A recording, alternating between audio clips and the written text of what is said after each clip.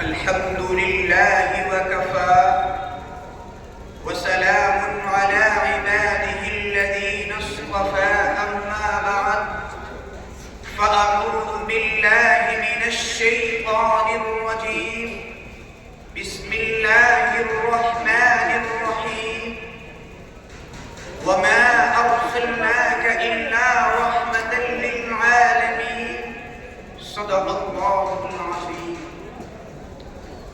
ہے کمال قبی مصطفیٰ بلغ العلا بکمالہ، یہ اثر ہے ان کے جمال کا کشفت تجا بجمالہ.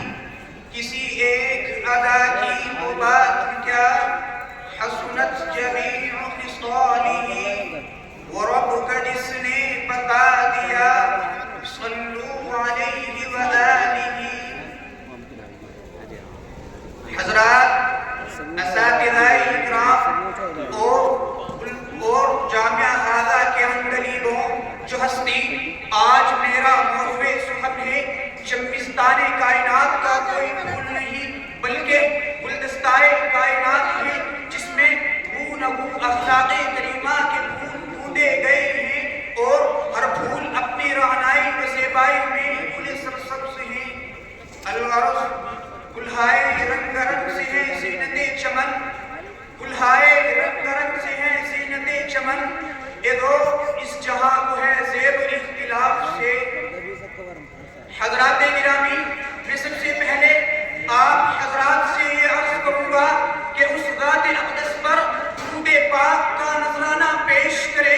جو اٹھے تو آسمان کو بلندی مل جائے، جو بیٹھے تو دھرتی کو سکون مل جائے، جو مسکرا دے تو ستارے چمکنے لگے، جو بولے تو انادل چہکنے لگے، جس کے لباس کی ادائیں قرآنی آیات بن جائے، جو چادر اوڑھ کر آ جائے تو قرآن پکار اٹھے یا ایھا المزمل، جو کملی اوڑھ کر آ جائے تو قرآن پکار اٹھے یا ایھا المدثر. خلوتوں میں جو سب پسند بھی، جو سر پسجدہ وہ سر تکب بھی، جو عابد بھی ہو اور مجاہد بھی ہو، جو رازداری فقر و غنا بھی ہو، جو تاجداری جود و صفا بھی ہو، جس کی تماس سے صبح کو سویرا ملے، جس کی زلفوں کی مستی سے راتوں کو اندھیرا ملے، جس کی شبنم سے جنت مچلنے لگے، جس کے غصے سے جہنم ابلنے لگے، جس کے قدم اٹھے تو عرش معلیٰ کو پہنچ جائے، جس کی انگلی اٹھے تو آفتاب و قمر شب ہو جائے، جس کی نگاہ اٹھے تو دشمن دوست ہو جائے، اور جس کے ہونٹ ہلے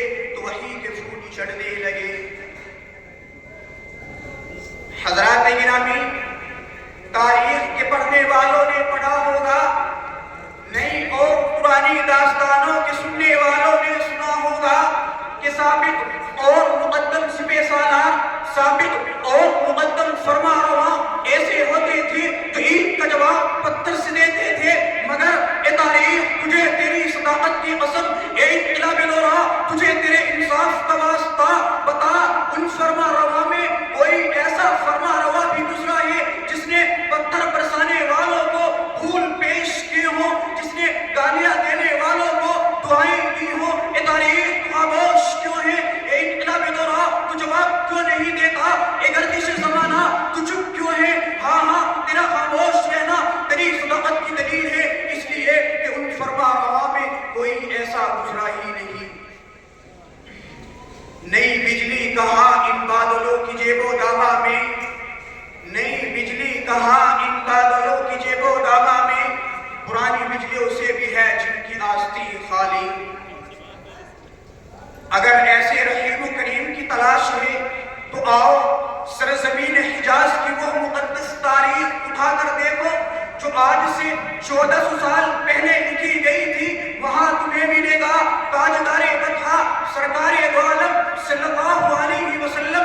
طائف والو، میں تمہارا ناصر ہوں، تمہارا مسلم ہوں، مکے سے سفر کی صحبتیں برداشت کر کے تمہارے پاس اس لیے آیا ہوں کہ تمہیں گمراہی کی دلدل سے نکال کر عزت و عظمت کی بلندیوں پر پہنچا دوں. سینکڑوں خداؤں کی پرستش کے بجائے ایک رب ذوالجلال کے آگے سجدریز ہونے والا بنا دوں. مگر طائف کی شوریدہ چشم اور شوریدہ پشت قوم نے آپ کے ناصحانہ جذبے کا صلہ یہ دیا کہ آپ صلی اللہ